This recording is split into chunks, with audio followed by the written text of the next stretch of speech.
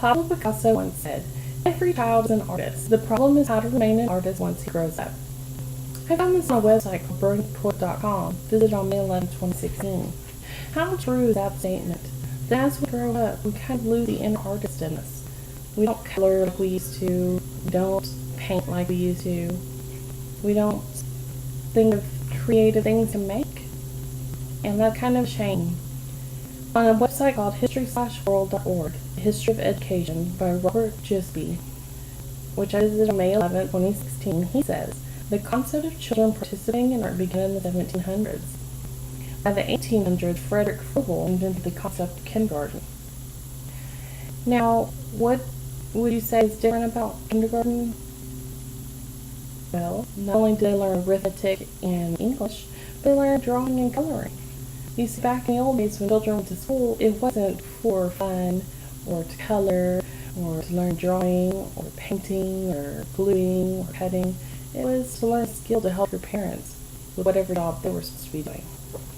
Today I'm going to be discussing the importance of arts and crafts for children as a part of their education and how it affects their development.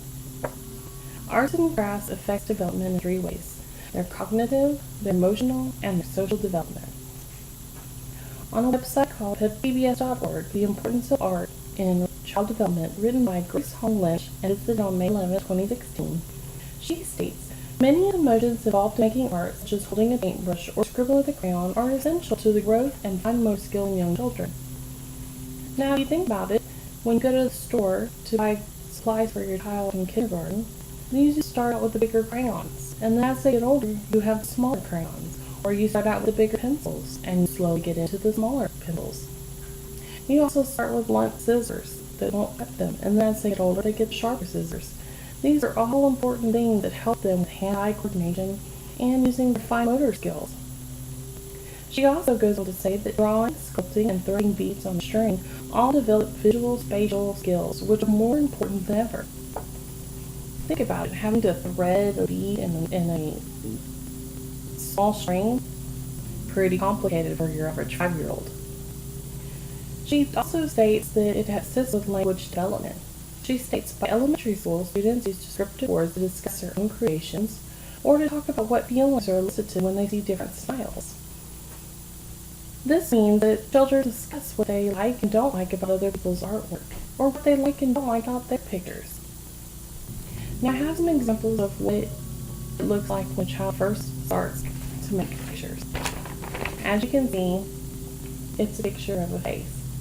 This was when my daughter was 3 years old. By the time she got into 2nd grade, you can tell it's a little more developed than a round circle with eyes and a mouth. Sorry. On a website called education.com, The Value of Art for Preschool Child, written by C. Seafelt, and updated on April 30th, 2014, she states that arts and crafts allow them to express their feelings and emotion. A lot of psychiatrists and psychologists use art to help children deal with emotions that they're feeling. If they've been sexually abused or they've been physically abused, sometimes it's easier for a child to draw out how they're feeling. Seafelt goes on to say that children make choices and solve problems and experience success. So if they're doing an arts and crafts project and they have paint, and they have red paint, and they have blue paint, but they don't have green paint, how do you come up with it? Well, if you mix red and blue, we all know that that makes green. Imagine the excitement and thrill a child will experience when they discover that on their own. Grace Hong Lynch says, when kids are encouraged to express themselves and take risks in creating art, they develop a sense of innovation and what will be important in their adult lives. This is a part of art that teaches them to think outside the box. If they're sculpting something or creating something, maybe your traditional tool won't be what they need to create something. Or maybe it will. Or maybe an untraditional object like a shoebox or a toilet paper roll will help them create an amazing castle or something else really cool and neat. Now, this is going to be an example of an emotional drawing that my daughter did, and she did it with me and her in our apartment. It's a really big apartment, apparently. And you can see that we're side by side and we have smiles on our face. And then this is a drawing when she was feeling really sad. And so you can see that she's expressing those emotions through her drawing. Now let's discuss the social development of children. Teaching children to recognize an artist or designer in portraying a subject helps kids understand the concept of what they see may sometimes be someone's interpretation of reality. This is what Grace Hong Lynch said. How true is that?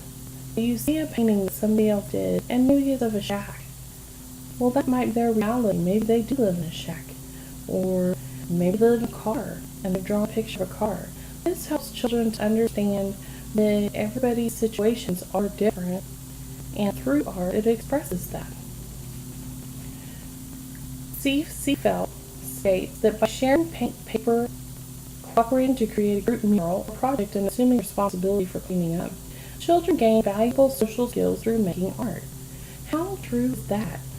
Sharing a box of crayons with your friends and learning to take turns and not everything needs to be mine. Or working on a same project, having to work in a confined space. These are all things that help children with their social skills and learning to take turns, to share, to work as a team. These are things that we need when we become adults. We need to know how to work as a group, not just independently.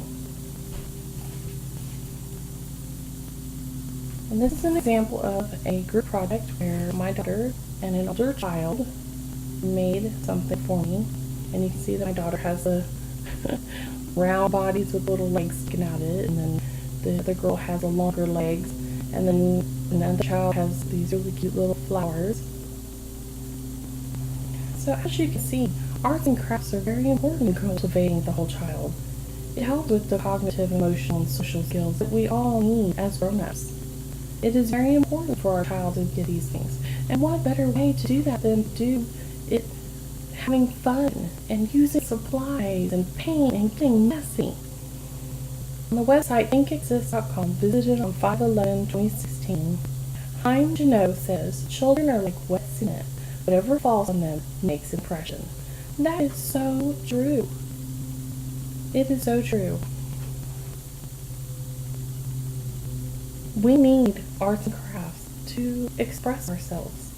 And what a better way than to get with your grandchildren or children or nieces and nephews and do some art. Get messy.